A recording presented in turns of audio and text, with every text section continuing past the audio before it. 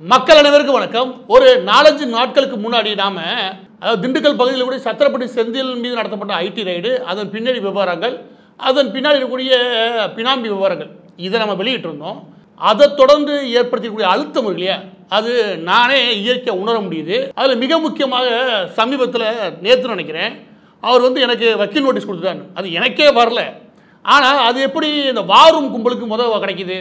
அவங்க தான் first release பண்ணியிருக்காங்க. அது எனக்கே வரவே இல்லைன்னு வச்சுக்கோங்க. எனக்கு வந்திருக்கணும், இல்லாட்டி அவர் வெளியிடணும். வந்ததுக்கப்புறம் நான் வெளியிட போகிறேன். லயோலா ஆகட்டும், இல்லாட்டி சேவியர் பிரிட்டோ ஆகட்டும், இவங்கெல்லாம் வக்கீல் நோட்டீஸ் கொடுக்கும்போது அதை நான் எனக்கு வந்ததுக்கப்புறம் தான் எல்லாருக்கும் தெரியும். ஏன்னா அவங்க எனக்கு தான் அனுப்புகிறாங்க. ஆனால் வரதுக்கு முன்பே எனக்கு வரவே இல்லைன்னா வரதுக்கு முன்பே அது எப்படி இவங்களுக்கு யார் இந்த வாரும் கும்பலுக்கு கிடைக்குது? எனவே இதன் பின்னாடி யார் இருப்பான்னு நான் சொல்லி தெரிய தேவையில்லை. அதோட சேர்த்து இந்த மாதிரி வீடியோக்கள் வெளியிடும் போது ஒரு 80% 90% பாஜக நிர்வாகிகள் அதனுடைய தலைவர்கள் ஆதரவு தெரிவித்தாலும் அந்த மாதிரி வீடியோக்கள் என்ன ஆகுது அப்படின்னா, நான் மதிக்கக்கூடிய சில நபர்களுக்கு தர்ம சங்கடமான நிலைமை உருவாக்குது. எனவே இந்த மாதிரி விஷயங்கள் முழுமையாக விலகி நிற்க விரும்புகிறேன். அந்த விலகி நிற்கிற விரும்புகிறேன் அப்படின்றது என்ன அர்த்தம் கிடைக்குன்னா, எனக்கு எழுதுகிற காலகட்டத்திலையோ அந்த தொடக்க காலகட்டத்திலையோ இந்த அரசியல் மீது பெரிய ஆர்வம் முழுமையான ஈடுபாடு இருந்தது கிடையாது. என் பிஸ்னஸ் உண்டு, நான் எதையாவது எழுதிக்க தெரிஞ்சேன். அதுக்கப்புறம் பேச ஆரம்பிச்சேன்னு வச்சுக்கோங்க. எப்போ யூடியூப்பில் பேச ஆரம்பித்தேன். நீங்கள் நிறைய பேருக்கு நம்புறீங்களோ இல்லையோ, என்னோட டீம் மட்டும் கிடையாது, என்னுடைய யூடியூப் சேனலை நிர்வாகம் பண்ணக்கூடிய ஒரு 3ஆவது நிறுவனம் இருக்குது. அந்த நிறுவனத்துக்கே தெரியும், அந்த நிறுவனம் சம்மந்தப்பட்ட நபர்களுக்கே தெரியும். நான் 2.5 வருஷம் நெருக்கி அந்த யூடியூப் சேனலை மானிட்டைசேஷன் பண்ணவே இல்லை. அதாவது விளம்பரங்கள் தேவையில்லை, நானே அதை பொழுதுபோக்கு போட்டுக்கிட்டு இருக்கேன். எனக்கு பர்சனலாக மனசில் பட்டது நியாயம் பட்டுச்சு. அதுவும் பாஜக தீவிர எதிர்ப்பு இருக்குது, திமுகவுக்கு பெரிய ஆதரவாக இருக்குது, இது நல்லது இல்லை அப்படின்னு ஒரு மனநிலை பட்டுச்சு. அதுக்காக போடுறேன். இதுலேருந்து ஒரு வருமானம் பார்க்கலாம் அப்படின்ற நோக்கத்தில் நான் பண்ணலை. எனவே அதுக்கு ரெவன்யூ எனக்கு தேவையில்லை அப்படின்னு ஒரு 2.5 வருஷம் ஓடிச்சு. அதுக்கப்புறம் எங்கள் பசங்களாம் சொல்லி ஒரு சின்ன ரெவன்யூ வந்துச்சுன்னா நமக்கு வாடகை கொடுக்குறது ஏதாவது வேலையில் அது உதவிகரமாக இருக்கும். எக்ஸ்ட்ரா ரிசர்ச் பண்ணணும்னு வச்சுக்கோங்க, அதுக்கும் தேவைப்படும் தான் நான் ஆக்டிவேட் பண்ணேன். எனவே முதலாவது யூடியூப் சேனல் ஆரம்பித்து ஏறக்குறைய 3 வருடங்களுக்கு நாங்கள் இதுலேருந்து ரெவன்யூ சோர்ஸ் அதை பார்க்கவே கிடையாது. நாங்கள் ஆரம்பிக்கப்பட்ட காலம் சரி, நான் எழுதின காலகட்டத்திலையும் ஒரு சுதந்திரம் இருந்துச்சு. அது என்ன அப்படின்னா, மனசில் நியாயம் பட்டுச்சு, அதை பேசணும். நரேந்திர மோடி தலைமையிலான அரசு இன்னும் 25 வருஷம் இருக்கணும் அப்படின்னு ஒரு ஆசை இருந்தது. இங்கே திமுக மீண்டும் ஆட்சி அதிகாரத்துக்கு வருது இல்லையா, அது எந்த விதத்திலும் நல்லது கிடையாது. அதை விட ரொம்ப முக்கியம், 2 திராவிட கட்சிகளும் மாநிலத்தினுடைய ஒட்டுமொத்த கட்டமைப்பை கெடுத்திருக்காங்க அப்படின்னு நான் நம்பினேன். அதை நான் பேசி வந்தேன். அந்த காலகட்டத்திலையும் நம்பவே மாட்டேங்க, ரொம்ப சுதந்திரமாக நிம்மதியாக இருந்தேன். எப்போ இந்த அரசியல் மண்டையில் உட்காந்துச்சுல, அது நம்ம அரசுக்குள்ளே போகணும். பொன்முடியில் ஆரம்பித்து செல்லூர் ராஜு வரைக்கும் இருக்கக்கூடிய அரசியலில் ஏன் நாம் போகக்கூடாது அப்படின்ற ஒரு நியாயமான எண்ணம் இருந்துச்சு. எனவே ரஜினி அவர்கள் அரசியல் போகிற காலகட்டத்தில் நாமளும் முழுமையாக அரசியலில் போகணும் ஒரு ஆசை உருவானது. அது வெறும் ஆசை கிடையாது, நாம் ஒரு நிர்வாக திறமையை நிரூபிக்கணும். நம்மளை மாதிரி ஆளுகளுக்கும் ஒரு அரசியல் மீது ஒரு நாட்டம் இருக்கணும். ஏன்னா அரசியல் நமக்கானது அப்படின்னு ஒரு நம்பகத்தன்மையை என்னை சுற்றி இருக்கணும் உருவாக்கணும்னு வச்சுக்கோங்க.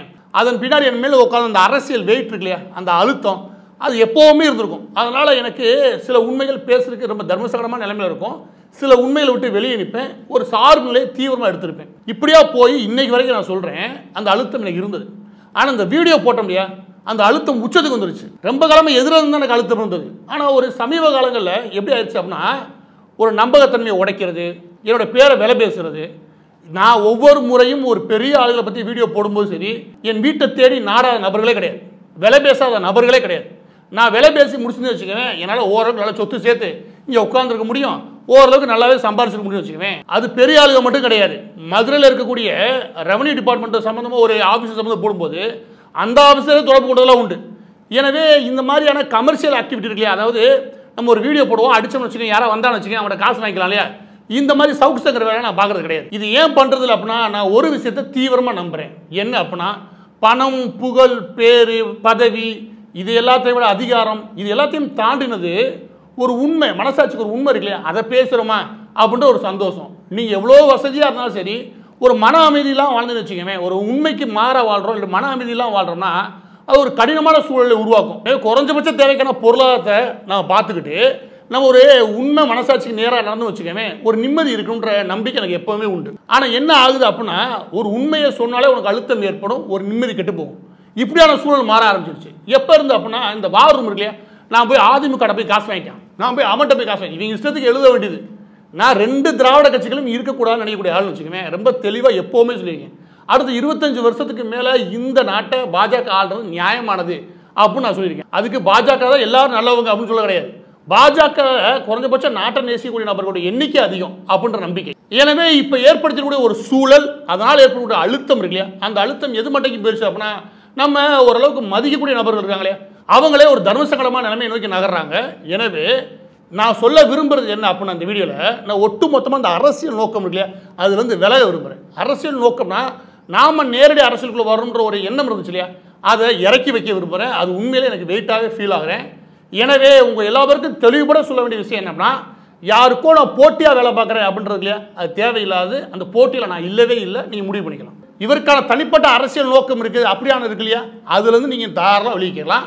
ஏன்னா இந்த ரெண்டையும் விட்டு நான் இறக்கி வச்சுட்டு ஒரு நிம்மதியாக, எப்படி நான் ஒரு 2018, 17 எழுதிக்கிறேன் இல்லையா, அந்த ஒரு நிம்மதியோடு நகர விரும்புகிறேன். அதற்கு காரணம் ஏற்பட்டிருக்கக்கூடிய அழுத்தம். இந்த வீடியோக்கு அப்புறம் அதில் ஒரு சின்ன விளக்கம் கொடுக்க வேண்டிய அவசியம் என்ன அப்படின்னா, இந்த சிவகுமார் கொடுத்த அழுத்தத்தில் மார்வஸ் பாருங்க, ஏகப்பட்ட அவதூறு வழக்குகளை பார்த்தாச்சு, பல வழக்குகளுக்கு நடமாறியாச்சு, போய் வந்தாச்சுன்னு வச்சுக்கோங்க. இதில் பயந்துக்கிட்டுலாம் நம்ம இந்த அழுத்தத்துக்கெல்லாம் இறங்கலை.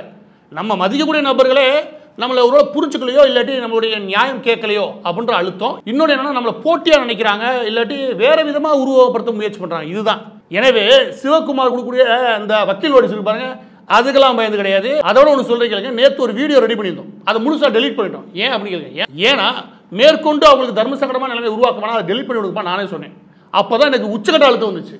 அது என்ன அப்படின்னா, கோயம்புத்தூருக்கு வெளியே சுமார் 28 கிலோமீட்டருக்கு வெளியில் ஒரு 6 ஏக்கர் நிலத்தை 4 நபர்கள் வாங்குறாங்க. இப்போ 2023 அக்டோபர் மாதத்தில் அந்த 4 நபர்கள் யார் யாருன்னா, அபிநய், அப்புறம் செந்தில், அதுக்கப்புறம் நிரின்வேல் வர்ஜித் நினைக்கிறேன், அதுக்கப்புறம் அகிலா. இந்த அகிலா யாருன்னு உங்கள் எல்லா பேருக்கும் நல்லா தெரியும் நினைக்கிறேன். இவங்க 4 பேரும் அந்த 6 ஏக்கர் நிலத்தை ஒரு குடும்பத்தாரிலிருந்து பாகப்பிரிவு நடந்த மாதிரி, அதுக்கு முந்தின நாள் பாகப்பிரிவு நடந்த மாதிரி ஒரு விவசாய நிலத்தை வாங்கி இவங்க என்ன பண்ணுறாங்கன்னா, முழுமையாக அதை பிளாட் பண்ணி இப்போ விற்பனைக்கு கொண்டு வராங்கன்னு வச்சுக்கோங்க. இது ஒட்டு மொத்தமாக 6 ஏக்கரு.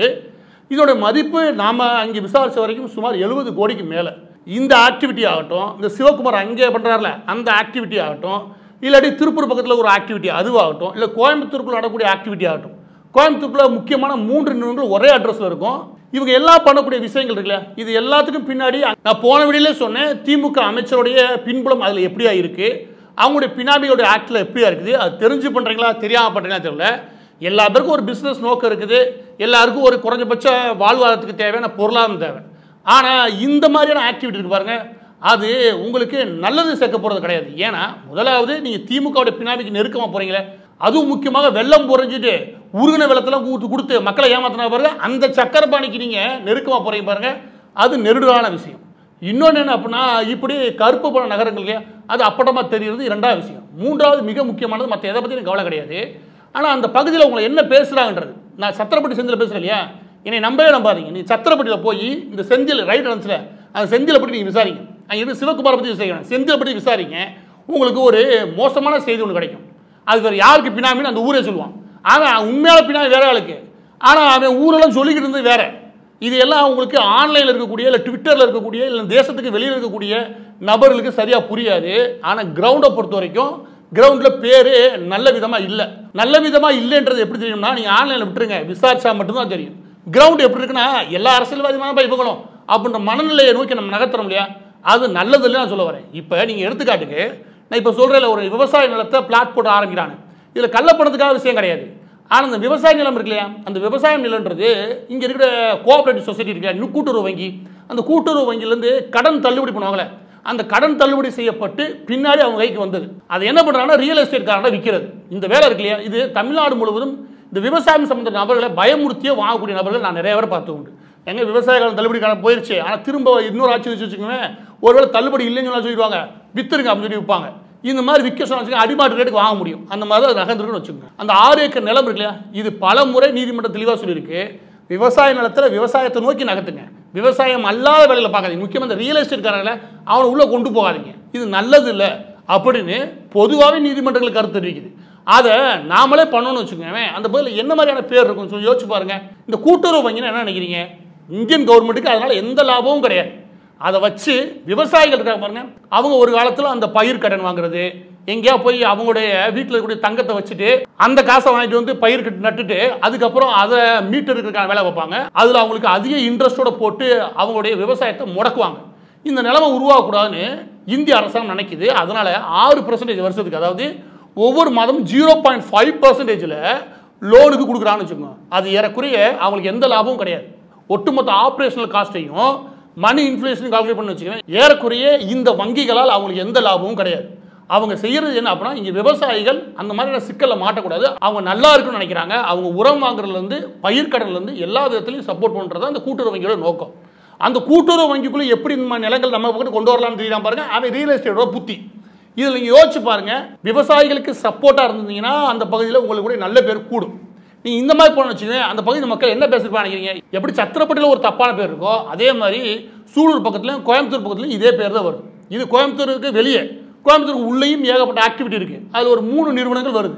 இதன் பின்னாடி இருக்கக்கூடிய பூதாகரமான விஷயங்கள் இருக்கு இல்லையா, அந்த நிறுவனங்கள், இந்த நபர்கள் யார் யார், இவங்க பின்புலம் என்ன, இதெல்லாம் ஆய்வு பண்ணி வீடியோ போட்டோம் இல்லையா, அதுதான் டெலிட் பண்ணிட்டோம்.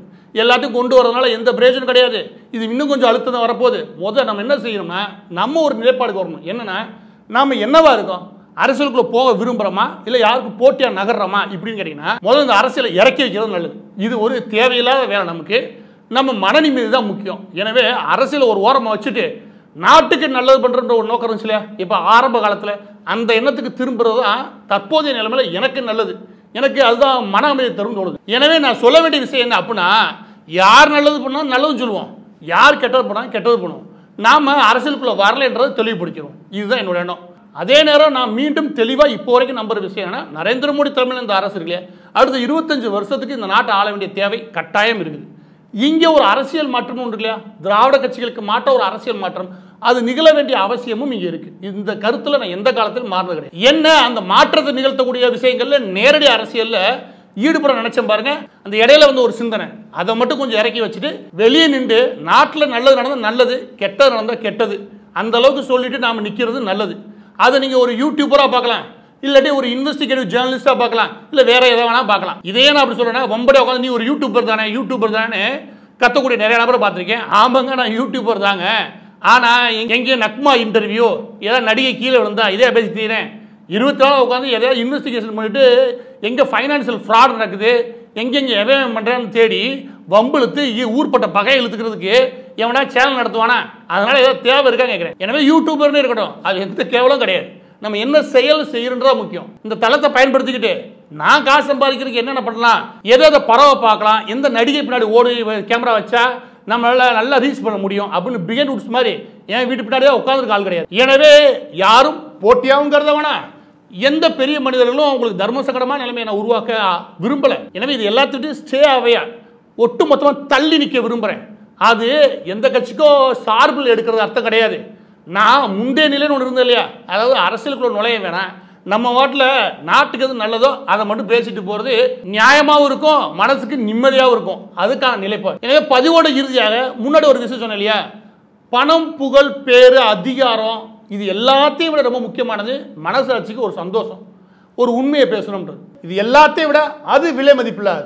அந்த சந்தோஷம் இல்லாமல் நான் எதுலையா பண்ணி தெரிஞ்சு வச்சுக்குவேன், அது என்னையும் வருத்தப்படுத்தி எதுக்கு இருக்கிறவங்க நான் போட்டிக்கு வரேன்னு நினச்சிட்டு அவங்களையும் ஒரு போட்டியில் இழுத்து அவங்களையும் வருத்தப்படுத்தி இந்த வாரூமுக்கு வேற வேலை இல்லாமல் கத்திக்கிட்டு இருக்கிறத மிச்சம். எனவே இந்த 4 விஷயத்தை தாண்டி நான் சொன்னேன் இல்லையா, மனசாட்சிக்கு நிம்மதியாக ஒரு வேலை பார்க்கறது, அந்த வேலையை பார்க்க விரும்புகிறேன். நேரடி அரசியல் சார்ந்த விஷயங்கள் எல்லாத்தையும் நான் ஒட்டு மொத்தமாக நிறுத்தி ஒரு ஓரமாக வச்சுட்டு ஒரு யூடியூபராக இங்கே என்னால் என்ன நாட்டுக்கு செய்ய முடியுமோ, ஏதாவது நல்லது செய்ய முடியுமா அதற்காக குரல் கொடுக்க மட்டுமே விரும்புகிறேன்.